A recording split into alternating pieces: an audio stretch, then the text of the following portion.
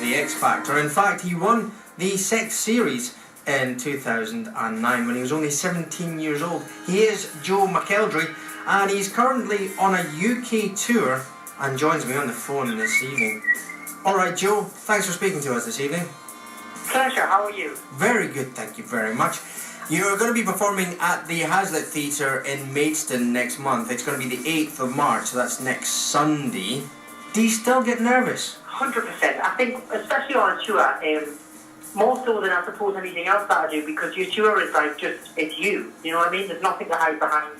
It's a 2-hour live show of like just being with an audience and having a connection with an audience. And as much as I love that, you know, you always want it to be the best show it's going to be. So it's, there's a lot of pressure. But once it actually gets on the road and the shows are up and going and you realise what's working with the audience and stuff, then you kind of just ease into it, and that's when the fun really starts. And do you have any rituals that you'll do before a performance?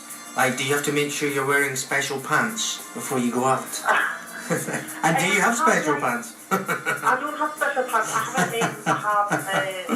I suppose that it's just things like warming up and, you know, just things that you're familiar with around you. You know, I have things backstage, candles and stuff, and I try and make it homey. The more relaxed I am somewhere, the better the show's going to be for someone. So I try and be as relaxed as possible. But I don't actually have any, like, look, I've got a cup, which is like a metal cup, and it always has honey and lemon in on stage.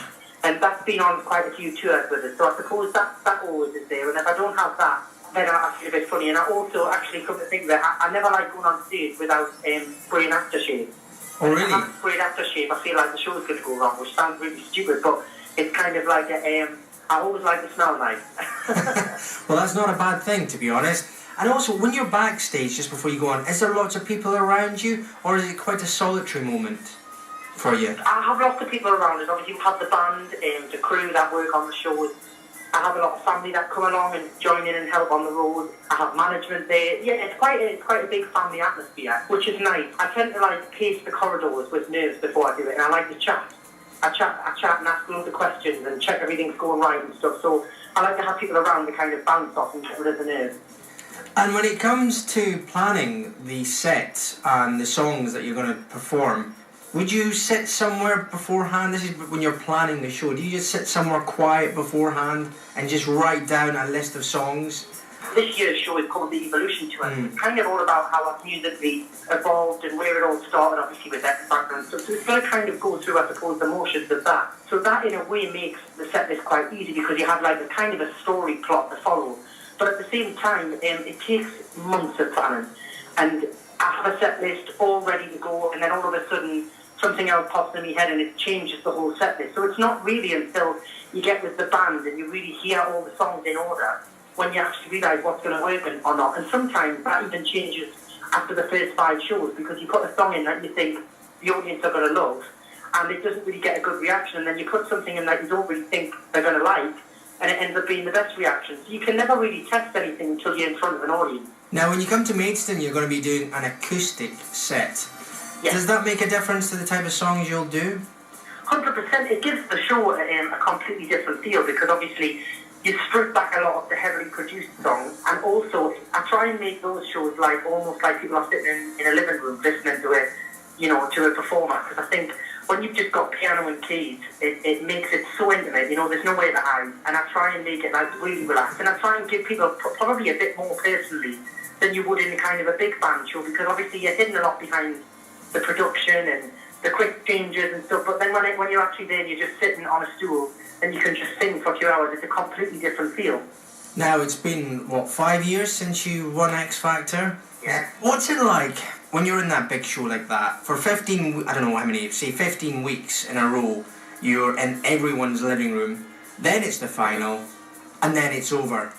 You basically capture the nation's interest for that period of time, and then you go from having millions of people watching you one day to literally it being all over and right, Joe, on you go. How does it feel for you when you're caught in the middle of all that? I suppose it didn't really, for me, that didn't really happen because I came straight out of the show, obviously, and I went straight onto the X Factor tour, which was like a huge arena tour, which lasted for about 3.5 months. So I kind of stepped out of one bubble into another bubble, and then After that, I went straight over. I was in Sweden and all America recording the album, and then I stepped into that bubble, and then I released the first album. So I suppose maybe from an outside perspective, it probably looks like you kind of go, I suppose, and hide away for a few months while you work on your album. But for me, it was actually it was busier than X Factor, so it kind of just all flew by. Would you watch the shows as you went along? Yeah, I mean, we used to watch it actually on a Monday in rehearsals. There used to be a repeat on a Monday and we'd watch it. But I never used to want to watch it. I used to always hide from me. But I don't like watching. I mean, a lot of my job is I have to watch back performances to see what I can do better and what works and what doesn't. But I try not to watch it if I can avoid it. Unless it's for a work purpose. And do you get a chance to watch much TV at the moment? What do you think of The Voice? Do you like the format, which is obviously very different to the X Factor to a certain extent? Well, I think the first bit of The Voice is very, very different X Factor. But then I think it almost just turns into the X Factor as soon as the live shows go on. It's the same kind of show, you know, obviously where people get up. Because obviously you can't keep having the swing around chairs, because once they know who everyone is. But I do like the idea of judging somebody just basically on the talent. I think that's quite a refreshing thing, especially in the state of the industry as it is now.